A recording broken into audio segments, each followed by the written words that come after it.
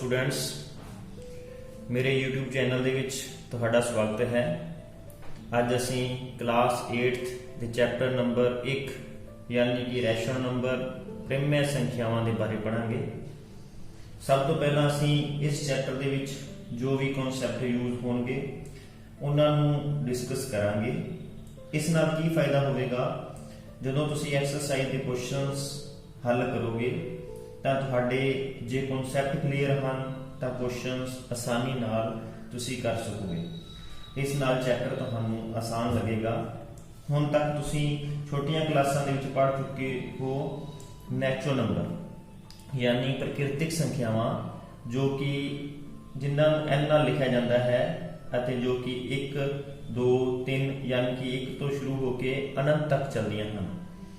ਇਸੇ ਤਰ੍ਹਾਂ ਤੁਸੀਂ ਪੜ੍ਹ ਚੁੱਕੇ ਹੋ ਹੋਲ ਨੰਬਰਸ, ਪੂਰਨ ਸੰਖਿਆਵਾਂ, ਜਿਸ ਨੂੰ ਇੰਗਲਿਸ਼ ਦੇ ਲੈਟਰ W ਦੇ ਨਾਲ ਲਿਖਿਆ ਜਾਂਦਾ ਹੈ, ਜੋ ਕਿ ਨੈਚੁਰਲ ਨੰਬਰ ਦੇ ਵਿੱਚ ਅਸੀਂ ਜਦੋਂ 0 ਨੂੰ ਐਡ ਕਰ ਦਿੰਦੇ ਹਾਂ ਤਾਂ ਸਾਡੇ ਕੋਲ ਬਣ ਜਾਂਦੇ ਹਨ ਹੋਲ ਨੰਬਰਸ, ਯਾਨੀ ਕਿ 0 1 2 3 and so on up to infinity ਸਾਡੇ ਕੋਲ ਹੋਲ ਨੰਬਰਸ ਹਨ। ਇਸ ਤੋਂ ਬਾਅਦ ਤੁਸੀਂ ਪੜ੍ਹ ਚੁੱਕੇ ਹੋ ਇੰਟੀਜਰਸ ਯਾਨੀ ਸੰਪੂਰਨ ਸੰਖਿਆਵਾਂ, ਜਿਨ੍ਹਾਂ ਨੂੰ I ਜਾਂ Z ਦੇ ਨਾਲ ਲਿਖਿਆ ਜਾਂਦਾ ਹੈ।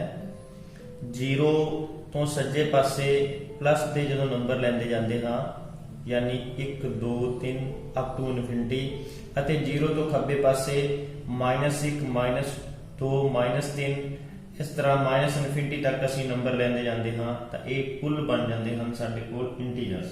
ਕਿ ਇਹਨਾਂ ਨੰਬਰਸ ਤੋਂ ਇਲਾਵਾ ਸਾਨੂੰ ਜ਼ਿੰਦਗੀ ਦੇ ਵਿੱਚ ਹੋਰ ਨੰਬਰ ਦੀ ਜ਼ਰੂਰਤ ਪੈਂਦੀ ਹੈ ਜੀ, ਜ਼ਰੂਰ ਪੈਂਦੀ ਹੈ। ਜਿਵੇਂ ਅਸੀਂ ਬਾਜ਼ਾਰ ਵਿੱਚੋਂ ਕੁਝ ਸਮਾਨ ਲੈਣ ਜਾਂਦੇ ਹਾਂ, ਮੰਨ ਲਓ ਅਸੀਂ ਅੱਧਾ ਕਿਲੋ ਚੀਨੀ ਲੈਣੀ ਹੈ ਯਾਨੀ ਖੰਡ ਲੈਣੀ ਹੈ ਤਾਂ ਅਸੀਂ ਲਿਖਦੇ ਹਾਂ 1/2। ਇਸੇ ਤਰ੍ਹਾਂ ਮੰਨ ਲਓ ਅਸੀਂ ਬਾਜ਼ਾਰ ਵਿੱਚੋਂ ਸਬਜ਼ੀ ਆਲੂ ਲੈਣੇ ਹਨ ਤਾਂ ਅਸੀਂ ਲਿਖਦੇ ਹਾਂ, ਮੰਨ ਲਓ 1.5 ਕਿਲੋ ਆਲੂ ਲੈਣੇ ਹਨ ਤਾਂ ਅਸੀਂ ਲਿਖਦੇ ਹਾਂ 1/2। ਇਸੇ ਤਰ੍ਹਾਂ ਅਸੀਂ ਸਮਾਂ ਦੱਸਣ ਦੇ ਲਈ ਵਰਤਦੇ ਹਾਂ, ਯਾਨੀ ਮੰਨ ਲਓ 2:30 ਵੱਜ ਚੁੱਕੇ ਹਨ ਤਾਂ 2:30 ਨੂੰ ਅਸੀਂ ਲਿਖਦੇ ਹਾਂ 2/1/2। 3:30 ਵੱਜ ਚੁੱਕੇ ਹਨ ਤਾਂ ਅਸੀਂ ਲਿਖਦੇ ਹਾਂ 3/1/। ਇਸ ਤਰ੍ਹਾਂ ਅਸੀਂ ਪਿੰਨਾਂ ਦੇ ਬਾਰੇ ਪੜ੍ਹ ਚੁੱਕੇ ਹਾਂ।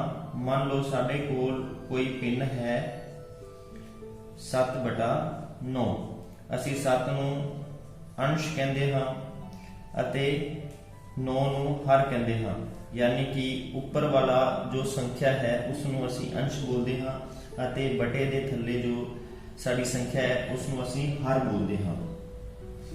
ਸਾਡੇ ਕੋਲ ਇਸ ਤਰ੍ਹਾਂ ਦੀਆਂ ਬਹੁਤ ਸਾਰੀਆਂ ਪਿੰਨਾਂ ਹਨ।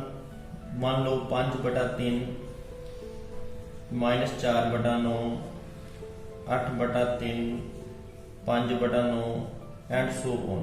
ਇਸ ਤਰ੍ਹਾਂ ਸਾਡੇ ਕੋਲ ਅਨੰਤ ਪਿੰਨਾਂ ਹਨ। ਜੇ ਅਸੀਂ ਪਿੰਨ ਨੂੰ ਜਨਰਲ ਫਾਰਮ ਦੇ ਵਿੱਚ ਲਿਖਣਾ ਚਾਹੀਏ ਤਾਂ ਅਸੀਂ ਲਿਖ ਸਕਦੇ ਹਾਂ P/Q, ਕਿਉਂਕਿ P ਸਾਡਾ ਅੰਸ਼ ਹੈ ਅਤੇ Q ਸਾਡਾ ਹਰ ਹੈ।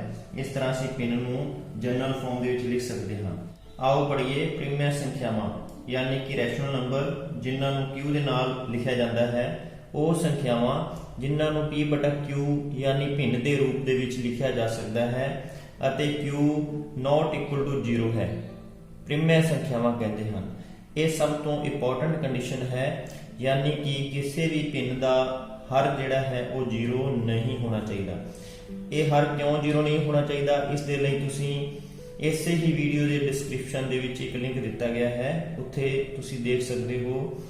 ਆਓ ਕੁਝ ਉਦਾਹਰਨਾਂ ਦੇ ਨਾਲ ਦੇਖਦੇ ਹਾਂ। ਫੋਰ ਐਗਜ਼ਾਮਪਲ, ਸਾਡੇ ਕੋਲ 6/7 ਹੈ ਤਾਂ ਇਹ ਭਿੰਨ ਰੂਪ ਹੈ ਜਿਸ ਦਾ ਅੰਸ਼ 6 ਹੈ ਤੇ ਹਰ 7 ਹੈ ਅਤੇ ਇਹ ਪ੍ਰਿਮਯ ਸੰਖਿਆ ਹੈ। ਇਸ ਤਰ੍ਹਾਂ -2/3 4/9 6, ਕਿਉਂਕਿ ਅਸੀਂ ਜਾਣਦੇ ਹਾਂ 6 ਦਾ ਹਰ 1 ਹੈ, ਇਸ ਲਈ ਇਹ ਪ੍ਰਿਮਯ ਸੰਖਿਆ ਹੋਵੇਗੀ। ਇਸੇ ਤਰ੍ਹਾਂ ਸਾਰੇ ਹੀ ਨੈਚੁਰਲ ਨੰਬਰ ਜਿਨ੍ਹਾਂ ਦਾ ਹਰ 1 ਹੁੰਦਾ ਹੈ ਉਹ ਵੀ ਪ੍ਰਿਮਯ ਸੰਖਿਆਵਾਂ ਕਹਾਉਂਦੀਆਂ ਹਨ। ਇਸ ਤਰ੍ਹਾਂ ਅਸੀਂ P/Q ਦੇ ਰੂਪ ਦੇ ਵਿੱਚ ਪ੍ਰਿਮਯ ਸੰਖਿਆਵਾਂ ਨੂੰ ਲਿਖ ਸਕਦੇ ਹਾਂ। ਅਸੀਂ ਦੇਖਿਆ ਜੋ ਸੰਖਿਆਵਾਂ ਨੂੰ ਅਸੀਂ P/Q ਦੇ ਰੂਪ ਵਿੱਚ ਲਿਖ ਸਕਦੇ ਹਾਂ, ਚਾਹੇ ਉਹ ਮਾਈਨਸ ਦੀਆਂ ਹੋਣ ਚਾਹੇ ਉਹ ਪਲੱਸ ਦੀਆਂ ਹੋਣ, ਉਹਨਾਂ ਨੂੰ ਅਸੀਂ ਪ੍ਰੀਮਿਅਰ ਸੰਖਿਆਵਾਂ ਕਹਿੰਦੇ ਹਾਂ ਅਤੇ ਇਹਨਾਂ ਦਾ ਹਰ ਜਿਹੜਾ ਹੈ ਉਹ 0 ਨਹੀਂ ਹੋਣਾ ਚਾਹੀਦਾ। ਇਸੇ ਤਰ੍ਹਾਂ ਇੰਟੀਜਰਸ, ਹੋਲ ਨੰਬਰਸ ਤੇ ਨੈਚੁਰਲ ਨੰਬਰ ਇਹ ਸਾਰੀਆਂ ਵੀ ਪ੍ਰੀਮਿਅਰ ਸੰਖਿਆਵਾਂ ਹਨ ਕਿਉਂਕਿ ਇਹਨਾਂ ਸਾਰਿਆਂ ਦਾ ਹਰ 1 ਹੈ। ਆਓ ਪ੍ਰੀਮਿਅਰ ਸੰਖਿਆਵਾਂ ਦੇ ਗੁਣਾਂ ਬਾਰੇ ਚਰਚਾ ਕਰੀਏ ਜੋ ਕਿ ਜੋੜ, ਘਟਾਓ, ਗੁਣਾ ਅਤੇ ਭਾਗ ਤੇ ਆਧਾਰਿਤ ਹੋਣਗੇ। ਸਭ ਤੋਂ ਪਹਿਲਾ ਗੁਣ ਹੈ ਕਲੋਜ਼ਰ, ਜਿਸ ਨੂੰ ਪੰਜਾਬੀ ਵਿੱਚ ਬੰਦ ਕਹਿੰਦੇ ਹਨ। ਤਾਂ ਬੰਦ ਕੀ ਹੁੰਦਾ ਹੈ, ਆਓ ਸਮਝਦੇ ਹਾਂ। ਮੰਨ ਲਓ ਸਾਡੇ ਕੋਲ ਦੋ ਪ੍ਰੀਮਿਅਰ ਸੰਖਿਆਵਾਂ ਹਨ, 1/2 ਅਤੇ 5/2। ਅਸੀਂ ਇਹਨਾਂ ਦਾ ਜੋੜ ਪਤਾ ਕਰਦੇ ਹਾਂ। ਜਦੋਂ ਅਸੀਂ ਇਹਨਾਂ ਦਾ ਐਲਸੀਐਮ ਲੈਂਦੇ ਹਾਂ -1 + 5 ਤਾਂ ਇਹ ਸਾਡੇ ਕੋਲ 4/2 ਬਣ ਜਾਂਦਾ ਹੈ। ਜਦੋਂ ਅਸੀਂ 2 ਦੇ ਪਹਾੜੇ ਤੇ 4 ਨੂੰ ਕੱਟ ਦਿੰਦੇ ਹਾਂ ਤਾਂ ਇਹ ਸਾਡੇ ਕੋਲ 2/1 ਬਣ ਜਾਂਦੀ ਹੈ। ਤਾਂ ਅਸੀਂ ਦੇਖਿਆ ਦੋ ਪ੍ਰੀਮਿਅਰ ਸੰਖਿਆਵਾਂ ਦਾ ਜੋੜ ਜੋ ਕਿ ਇੱਕ ਹੋਰ ਪ੍ਰੀਮਿਅਰ ਸੰਖਿਆ ਬਣ ਜਾਂਦੀ ਹੈ। ਇਸ ਪ੍ਰੋਪਰਟੀ ਨੂੰ, ਇਸ ਗੁਣ ਨੂੰ ਕਲੋਜ਼ਰ ਜਾਂ ਬੰਦ ਕਹਿੰਦੇ ਹਨ। ਤਾਂ ਇਹ ਦੋ ਪ੍ਰੀਮਿਅਰ ਸੰਖਿਆਵਾਂ ਦਾ ਜੋੜ ਹਮੇਸ਼ਾ ਬੰਦ ਹੁੰਦਾ ਹੈ। ਤਾਂ ਅਸੀਂ ਹੁਣ ਘਟਾਓ ਬਾਰੇ ਚਰਚਾ ਕਰਦੇ ਹਾਂ। ਇਹੀ ਸਾਡੇ ਕੋਲ ਦੋ ਪ੍ਰੀਮਿਅਰ ਸੰਖਿਆਵਾਂ ਹਨ ਤਾਂ ਅਸੀਂ ਇਹਨਾਂ ਦਾ ਘਟਾਓ ਪਤਾ ਕਰਾਂਗੇ। ਉਸੇ ਤਰ੍ਹਾਂ ਅਸੀਂ ਐਲਸੀਐਮ ਲਵਾਂਗੇ -1 - 5 ਤਾਂ ਇਹ ਸਾਡੇ ਕੋਲ -6/2 ਪ੍ਰਾਪਤ ਹੋਇਆ। 2 ਦੇ ਪਹਾੜੇ ਤੇ ਕੱਟਣ ਤੇ ਇਹ ਸਾਨੂੰ -3/1 ਪ੍ਰਾਪਤ ਹੁੰਦਾ ਹੈ। ਅਸੀਂ ਦੇਖਿਆ ਕਿ ਦੋ ਪ੍ਰੀਮਿਅਰ ਸੰਖਿਆਵਾਂ ਦੀ ਘਟਾਓ ਵੀ ਸਾਨੂੰ ਇੱਕ ਪ੍ਰੀਮਿਅਰ ਸੰਖਿਆ ਬਣਦੀ ਹੈ। ਇਸ ਤਰ੍ਹਾਂ ਅਸੀਂ ਕਹਿ ਸਕਦੇ ਹਾਂ ਕਿ ਪ੍ਰੀਮਿਅਰ ਸੰਖਿਆਵਾਂ ਘਟਾਓ ਦੇ ਲਈ ਵੀ ਬੰਦ ਹਨ। ਹੁਣ ਅਸੀਂ ਦੋ ਪ੍ਰੀਮਿਅਰ ਸੰਖਿਆਵਾਂ ਦੀ ਗੁਣਾਂ ਬਾਰੇ ਚਰਚਾ ਕਰਦੇ ਹਾਂ। ਸਾਡੇ ਕੋਲ ਉਹੀ ਦੋ ਪ੍ਰੀਮਿਅਰ ਸੰਖਿਆਵਾਂ ਹਨ, ਇਹਨਾਂ ਦੀ ਅਸੀਂ ਗੁਣਾ ਕਰਕੇ ਦੇਖਦੇ ਹਾਂ। ਤਾਂ ਗੁਣਾ ਕਰਨ ਤੋਂ ਉਪਰੰਤ 1 ਨੂੰ 5 ਨਾਲ ਗੁਣਾ ਕਰਨ ਤੇ 5, 2 ਨੂੰ 2 ਨਾਲ ਗੁਣਾ ਕਰਨ ਤੇ 4 ਪ੍ਰਾਪਤ ਹੋਇਆ। ਇਹ ਇੱਕ ਹੋਰ ਪ੍ਰੀਮਿਅਰ ਸੰਖਿਆ ਬਣ ਗਈ। ਇਸ ਤਰ੍ਹਾਂ ਅਸੀਂ ਦੇਖਿਆ ਜਦੋਂ ਅਸੀਂ ਪ੍ਰੀਮਿਅਰ ਸੰਖਿਆਵਾਂ ਦੀ ਗੁਣਾ ਕਰਦੇ ਹਾਂ ਤਾਂ ਇੱਕ ਪ੍ਰੀਮਿਅਰ ਸੰਖਿਆ ਹੋਰ ਬਣ ਜਾਂਦੀ ਹੈ। ਇਸੇ ਨੂੰ ਹੀ ਕਲੋਜ਼ਰ ਪ੍ਰੋਪਰਟੀ ਕਿਹਾ ਜਾਂਦਾ ਹੈ। ਗੁਣਾ ਦੇ ਅੰਤਰਗਤ ਇਹ ਕਲੋਜ਼ਰ ਹਨ। ਹੁਣ ਅਸੀਂ ਪ੍ਰੀਮਿਅਰ ਸੰਖਿਆ ਦੀ ਭਾਗ ਦੇ ਬਾਰੇ ਚਰਚਾ ਕਰਾਂਗੇ। ਅਸੀਂ ਜਾਣਦੇ ਹਾਂ 1/2 ਭਾਗ ਦੇ ਨਿਸ਼ਾਨ ਨੂੰ ਜਦੋਂ ਅਸੀਂ ਗੁਣਾ ਦੇ ਨਿਸ਼ਾਨ ਵਿੱਚ ਬਦਲ ਦਿੰਦੇ ਹਾਂ ਤਾਂ ਅੱਗੇ ਵਾਲੀ ਸੰਖਿਆ ਉਲਟ ਜਾਂਦੀ ਹੈ। 2 ਨੂੰ 2 ਨਾਲ ਕੱਟ ਦਿੰਦੇ ਹਾਂ। ਇਸ ਤਰ੍ਹਾਂ -1/5 ਇਹ ਇੱਕ ਪ੍ਰੀਮਿਅਰ ਸੰਖਿਆ ਪ੍ਰਾਪਤ ਹੋ ਗਈ। ਪਰ ਅਸੀਂ ਜਾਣਦੇ ਹਾਂ ਕਿਸੇ ਵੀ ਸੰਖਿਆ a ਦੇ ਲਈ ਉਸ ਦਾ ਹਰ 0 ਹੋਣ ਤੇ ਉਹ ਸੰਖਿਆ ਪਰਿਭਾਸ਼ਿਤ ਨਹੀਂ ਹੈ। ਤਾਂ ਇਸ ਲਈ ਅਸੀਂ ਕਹਿ ਸਕਦੇ ਹਾਂ ਕਿ ਸਾਰੀਆਂ ਪ੍ਰੀਮਿਅਰ ਸੰਖਿਆਵਾਂ ਭਾਗ ਦੇ ਲਈ ਬੰਦ ਨਹੀਂ ਹਨ। ਆਓ ਪ੍ਰੀਮਿਅਰ ਸੰਖਿਆਵਾਂ ਦੇ ਗੁਣ ਕਰਮ ਵਟਾਂਦਰਾ, ਕਮੂਟੇਟਿਵਿਟੀ ਬਾਰੇ ਪੜ੍ਹਦੇ ਹਾਂ। ਕਰਮ ਵਟਾਂਦਰਾ ਦਾ ਕੀ ਅਰਥ ਹੈ, ਆਓ ਸਮਝਦੇ ਹਾਂ। ਮੰਨ ਲਓ ਸਾਡੇ ਕੋਲ ਦੋ ਅੰਕ 3 ਅਤੇ 5 ਹਨ। ਅਸੀਂ ਇਹਨਾਂ ਦਾ ਜੋੜ ਪਤਾ ਕਰਦੇ ਹਾਂ। 3 + 5 ਜੋ ਕਿ ਸਾਨੂੰ 8 ਪ੍ਰਾਪਤ ਹੁੰਦਾ ਹੈ।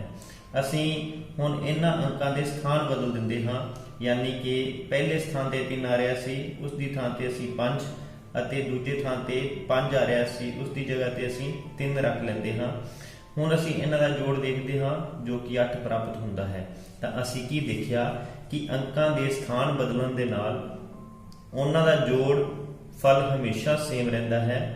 ਤਾਂ ਜਦੋਂ ਅੰਕਾਂ ਦੇ ਸਥਾਨ ਬਦਲਣ ਦੇ ਨਾਲ ਉਹਨਾਂ ਦਾ ਜੋੜ ਸਮਾਨ ਰਵੇ ਤਾਂ ਅਸੀਂ ਕਹਿ ਸਕਦੇ ਹਾਂ ਕਿ ਇਹ ਅੰਕ ਕਰਮ ਵਟਾਂਦਰਾ ਯੋਗ ਹਨ।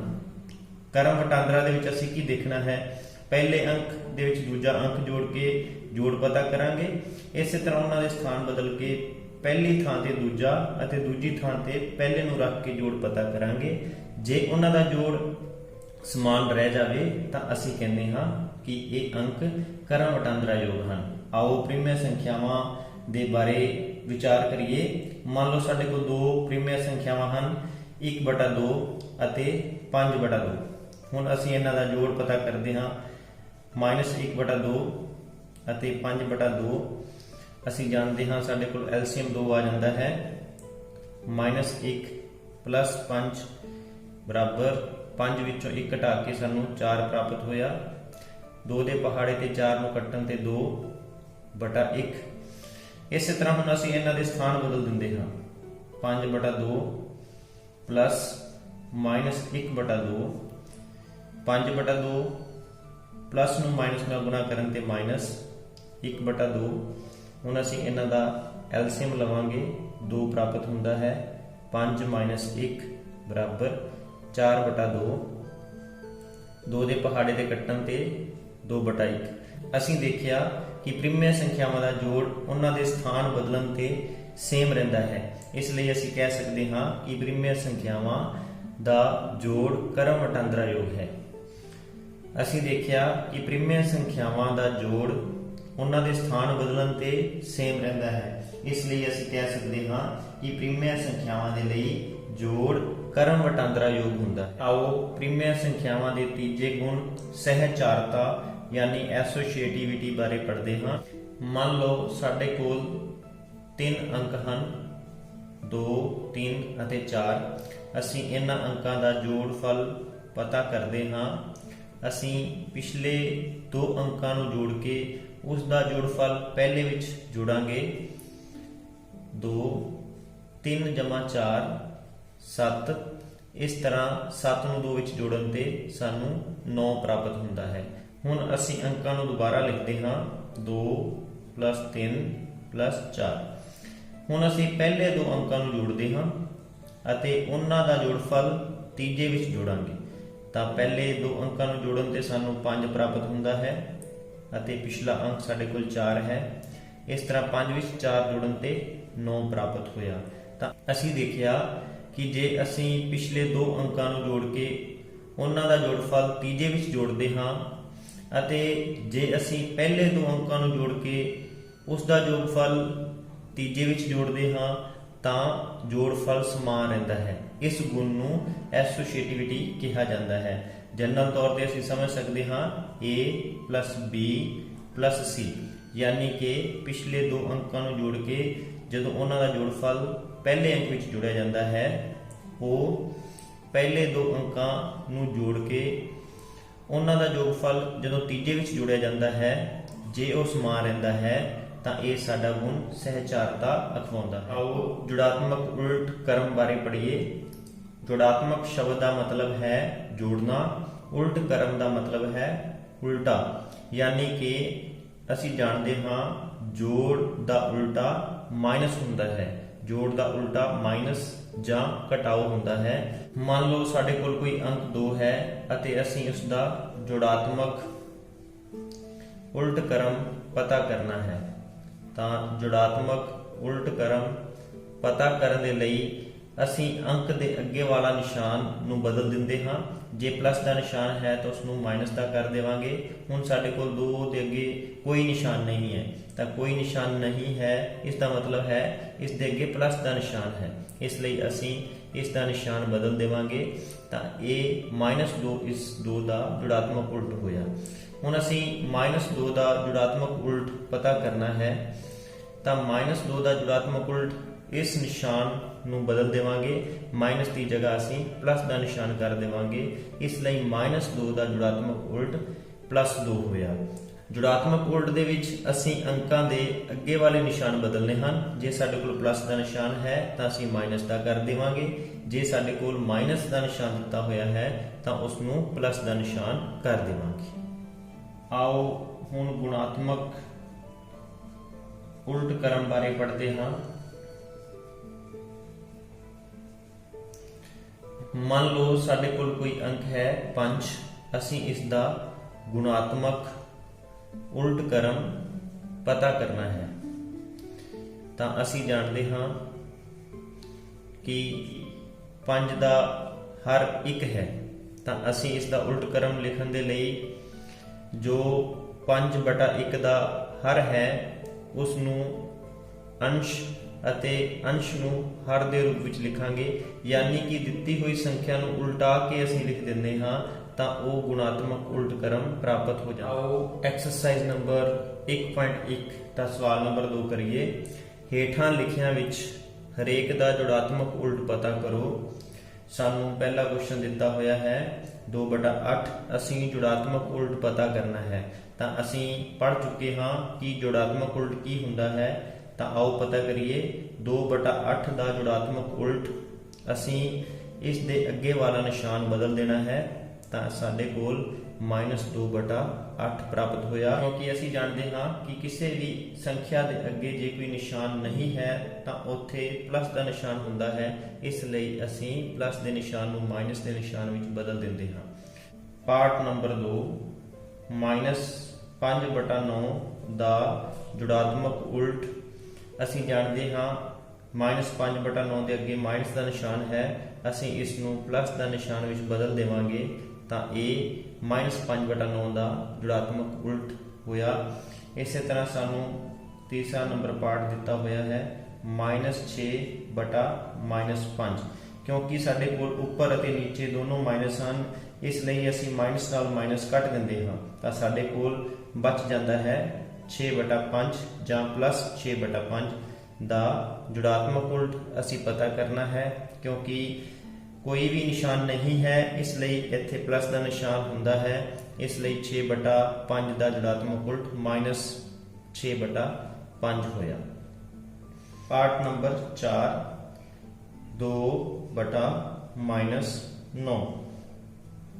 ਅਸੀਂ ਜਾਣਦੇ ਹਾਂ ਕਿ ਕਿਸੇ ਵੀ ਸੰਖਿਆ ਦੇ ਹਰ ਦੇ ਨਾਲ ਮਾਈਨਸ ਨਹੀਂ ਹੁੰਦਾ, ਇਸ ਲਈ ਪਹਿਲਾਂ ਅਸੀਂ ਇਸ ਸੰਖਿਆ ਨੂੰ ਮਿਆਰੀ ਰੂਪ ਵਿੱਚ ਬਦਲਦੇ ਹਾਂ ਅਤੇ ਮਿਆਰੀ ਰੂਪ ਵਿੱਚ ਬਦਲਣ ਦੇ ਲਈ ਅਸੀਂ ਮਾਈਨਸ ਨੂੰ ਉੱਪਰ ਅੰਸ਼ ਦੇ ਨਾਲ ਲਗਾ ਦਿੰਦੇ ਹਾਂ।